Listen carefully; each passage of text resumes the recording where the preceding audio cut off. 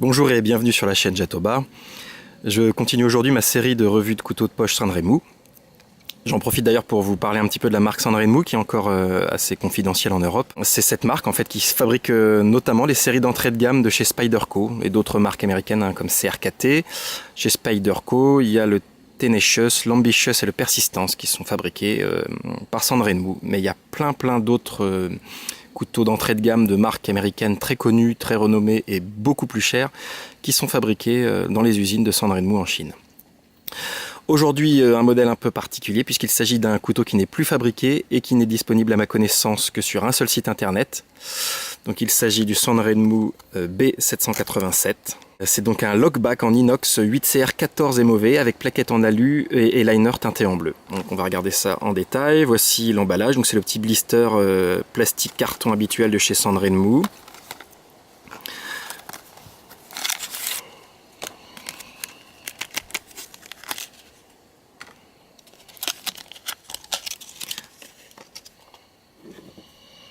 Donc c'est une série ancienne de chez Sanrenmu qui n'est plus fabriquée aujourd'hui. Les stocks sont donc limités. Je vous en parle un petit peu à la fin de la vidéo et je vous explique comment le retrouver. En ce moment, il est à 15,70 € sans les frais de port. Donc c'est pas sur le site habituel sur lequel j'achète mes couteaux.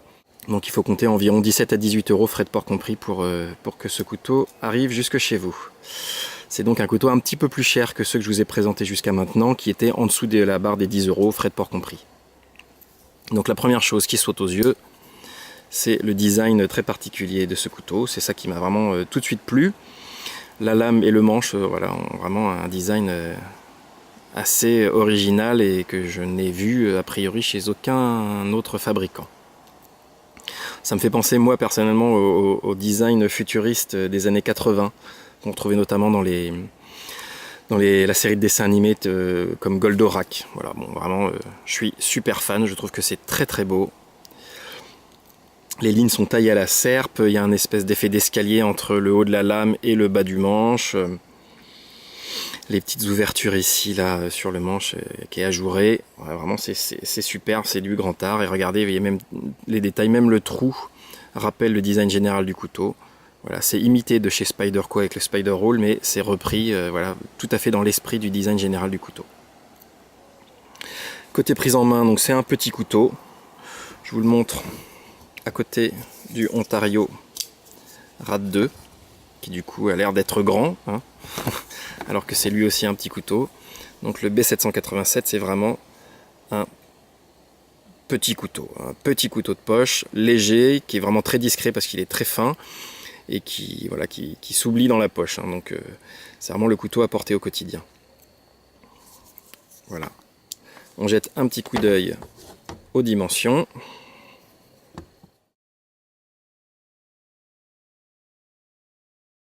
Voilà, c'est donc un tout petit couteau qui malgré tout tient relativement bien dans la main, avec un grip assez léger. Je vous rappelle que moi j'ai des très grandes mains.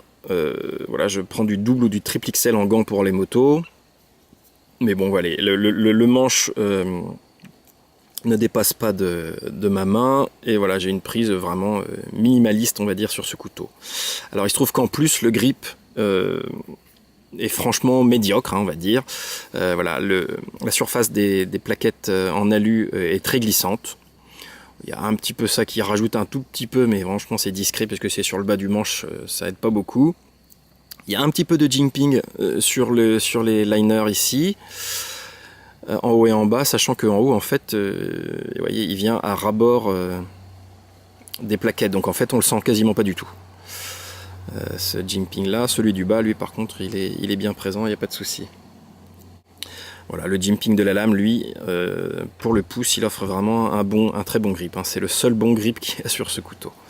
Donc voilà, un couteau relativement glissant dans l'ensemble.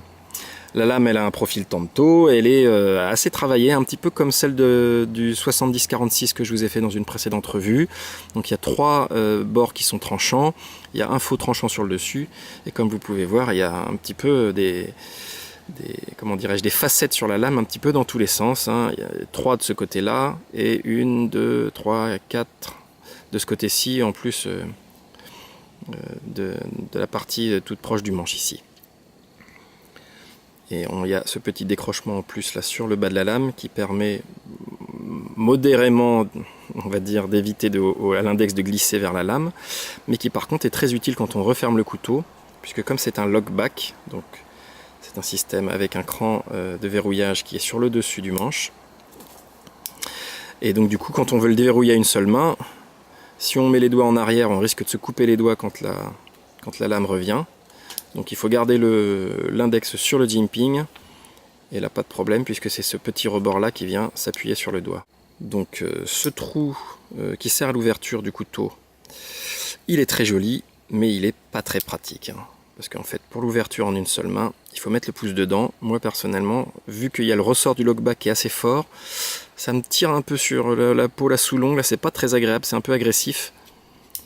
Mais ça permet malgré tout d'ouvrir et de fermer le couteau d'une seule main, donc pas de souci là-dessus. Et puis bon, comme je trouve que le design est mortel, ça ne me dérange pas que ce soit un petit peu moins pratique à l'usage. Voilà, personnellement, moi je suis pas un fan du système lockback, que je trouve moins pratique au quotidien que le liner lock que je vous ai montré sur les précédents couteaux. Bon, par ailleurs, voilà, vous l'avez compris, l'ergonomie de ce couteau, c'est pas son point fort. Le manche est glissant. Je le trouve un tout petit poil trop petit pour mes mains, notamment pour les grandes mains. Voilà, mais tous ces petits défauts sont à mon sens entièrement pardonnés par la personnalité de ce petit couteau qui est vraiment unique. Voilà, c'est vraiment le couteau qu'on regardera quand vous le sortirez de votre poche. Et il y a à mon avis bien peu de chances que vous croisiez une seule fois dans votre vie quelqu'un qui a le même couteau. Hein, parce que vraiment, vu que c'est une série ancienne de chez Sanrenmu, qui n'est pas importée en Europe et qui n'est donc plus fabriquée déjà depuis sans doute quelques années, voilà, si vous l'achetez maintenant, vous serez sans doute le seul à l'avoir dans le quartier, il n'y a pas de doute. Le clip ceinture, lui, il est assez joli aussi. Vous voyez, il y a des petits trous, il est ajouré. Et c'est subtil, mais les petits trous font du plus grand au plus petit. Donc voilà, il y a un petit crescendo dans les trous du clip ceinture. Il ne peut pas être déplacé, voilà, il est à son seul et unique emplacement. Donc c'est un clip ceinture pour droitier, on va dire, avec la pointe de lame vers le bas. Donc voilà, moi ça me dérange pas parce que la pointe de la lame vers le bas, c'est ce que je préfère et je suis droitier. Mais c'est pas cool pour les gauchers, hein, désolé pour eux. Également un petit trou pour fixer un lanyard ou une dragonne à l'extrémité. Voilà. Malgré la forme, le profil de la lame, elle est parfaitement centrée. Donc voilà, à l'extrémité, vous avez l'impression que c'est décalé parce qu'il y a le faux tranchant. Mais c'est parfaitement centré sur le haut de la lame. Comme d'habitude chez Sanrenmu, fabrication ultra solide. Pas de jeu latéral, pas de jeu haut et bas, une finition qui est franchement digne de couteaux qui sont jusqu'à 10 fois plus chers hein, dans les entrées de gamme de marques plus connues. L'affûtage en sortie de boîte est très correct, pas rasoir, mais très correct, donc il n'y a pas besoin d'en faire plus. Et sinon, alors oui, une petite particularité, d'habitude chez Sanrenmu on est habitué au 8 CR13 MOV, et là c'est du 8 CR14, je ne sais pas sous quel angle on le voit le mieux, voilà comme ça. Donc bon, il doit y avoir une toute petite différence dans la composition de cet acier, qui à mon sens est très semblable au 8 CR13 MOV. C'est l'acier qu'on trouve le plus fréquemment sur tous les couteaux de poche Sanrenmu. Il est facile à affûter, il garde le tranchant relativement bien, moins bien qu'un acier évidemment de haut de gamme, mais voilà, la contrepartie intéressante c'est que c'est très facile à affûter, alors quand on est un peu novice dans les couteaux comme moi, et puis l'affûtage c'est pas ma spécialité, c'est quand même très pratique d'avoir un couteau qui s'affûte avec deux coups de fusil ou avec un petit passage sur la pierre très rapide. Voilà, donc vous avez un acier entrée de gamme, mais vous avez aussi le prix hein, qui est entrée de gamme, donc il ne faut pas non plus trop en demander. Voilà pour terminer, donc ce petit couteau, je ne l'ai trouvé que sur un seul site, et pourtant je peux vous dire que j'ai passé quelques nuits à faire des recherches sur internet pour essayer de le voir ailleurs. J'ai trouvé quelques exemplaires sur eBay, mais qui étaient très chers, ou d'occasion. Donc je l'ai trouvé sur le site Xduct.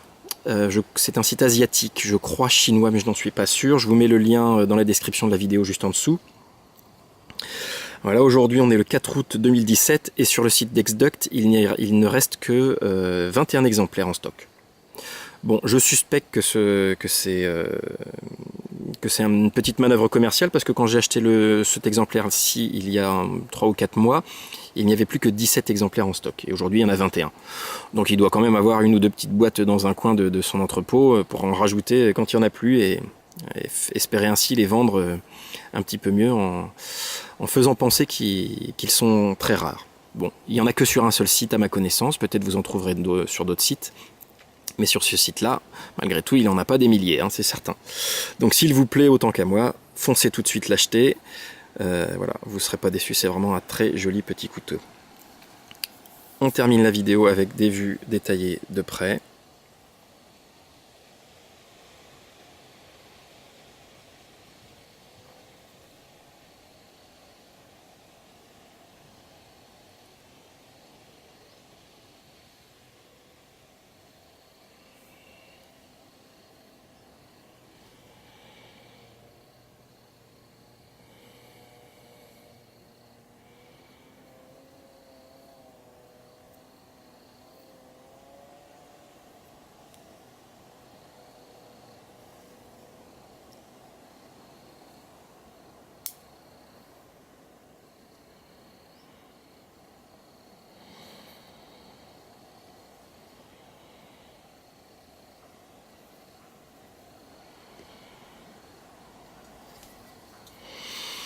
Voilà, un petit pouce bleu si vous avez aimé la vidéo et à bientôt pour une nouvelle revue de couteau de poche.